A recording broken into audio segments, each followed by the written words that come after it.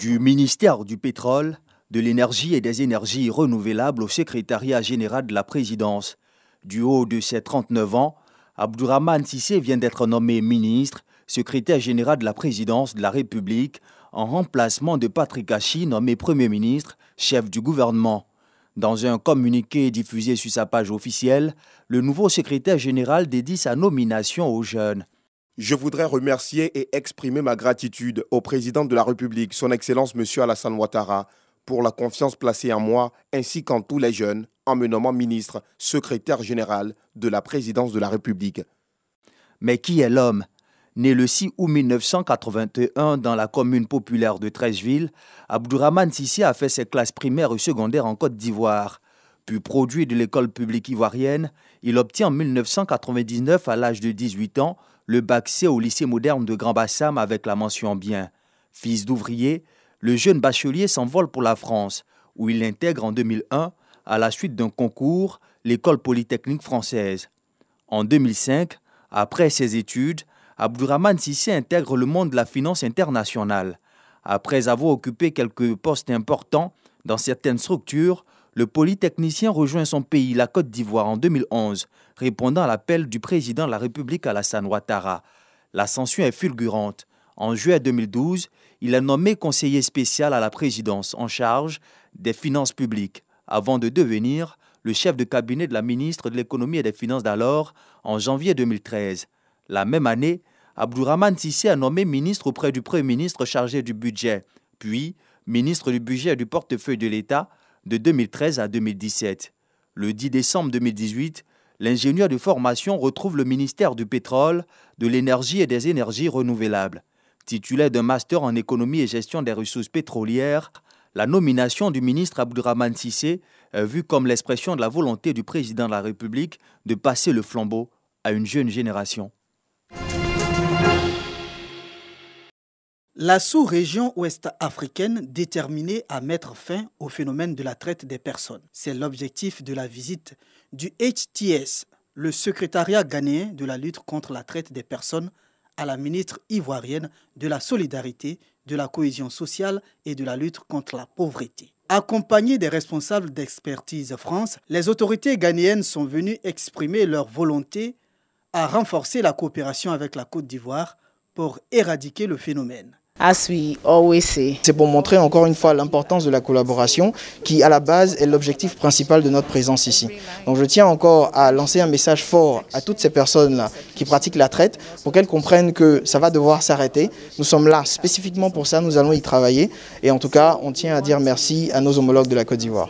Selon le CNLTP, le Comité national de lutte contre la traite des personnes, 1193 victimes de traite ont été secourues, 84 individus interpellés, dont 40 ont été condamnés pour traite d'êtres humains entre 2019 et 2020.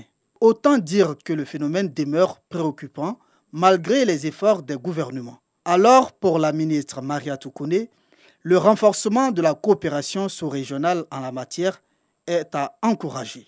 Nous constatons que la question de la lutte contre la traite des personnes est prise à un niveau vraiment très élevé. C'est une question prioritaire pour l'État de Côte d'Ivoire. Et nous voyons tous les jours les arrestations.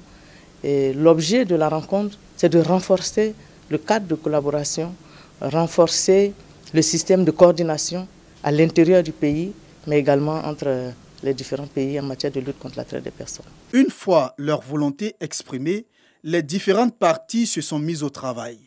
Une table ronde est tout de suite organisée entre Expertise France, le HTS et le Comité national de lutte contre la traite des personnes. Ils vont pendant 2 jours réfléchir sur les questions essentielles telles que les enquêtes conjointes et la mise en place d'une plateforme entre les agents de sécurité.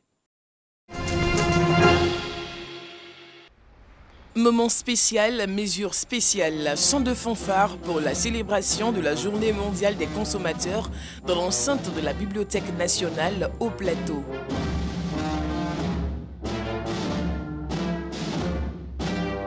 Les populations ont répondu présentes à l'invitation du CNOCCI, la coalition nationale des organisations de consommateurs de Côte d'Ivoire, SOS Vie Chère.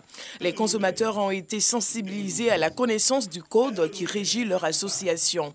Seul moyen, selon Alexandre Kofi, de permettre à la population de revendiquer leurs droits et jouir de certains avantages. L'avantage majeur, c'est celui qui permet aux associations consuméristes d'ester en justice. Et se constituer même partie civile pour des consommateurs qui ont subi un préjudice lors des transactions commerciales. Et en second lieu, le second avantage, c'est que l'État souhaite avoir une action conjointe, c'est-à-dire une sorte de contribution des consommateurs lésés, voilà, et une contribution qui permettra au service public ou au service du ministère du Commerce d'agir pour régler certains problèmes sur le marché. Le Fonds d'entretien routier a également entretenu l'Assemblée sur les surcharges des camions qui sont les premiers facteurs de dégradation des routes, tout en mettant en lumière les avantages des consommateurs sur la mise en œuvre du règlement 14 de l'UEMOA.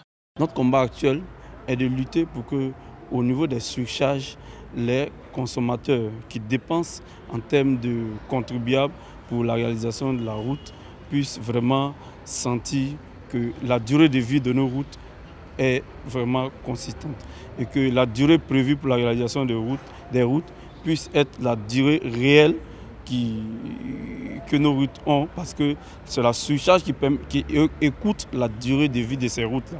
Par ailleurs, le président de la Fédération ivoirienne des consommateurs, Soumaro Ben Fali, attire l'attention des députés nouvellement élus sur l'intérêt d'une collaboration efficace avec les associations des consommateurs. À partir du 15 avril, nous allons passer à 15% de tolérance des surcharges. C'est un message à l'endroit des futurs ministres et les futurs députés.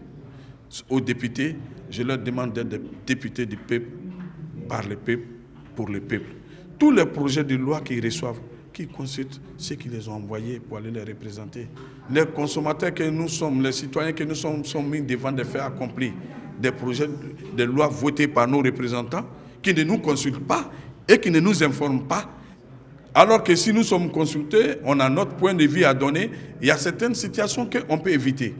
La journée mondiale des consommateurs, célébrée tous les 15 mars, a été reportée cette année suite au décès du Premier ministre Ahmed Bakayoko. La coalition des consommateurs créée en 2020 regroupe en son sein 8 fêtières du secteur de la consommation. 14 candidates pour une couronne. Ces femmes ont en partage la couleur de leur teint, le noir, qu'elles ont décidé d'assumer fièrement. Nous sommes à la 3e édition du concours Belle et Noire. Au menu, 3 défilés dans diverses tenues pour mettre en exergue ce qu'elles ont de plus beau.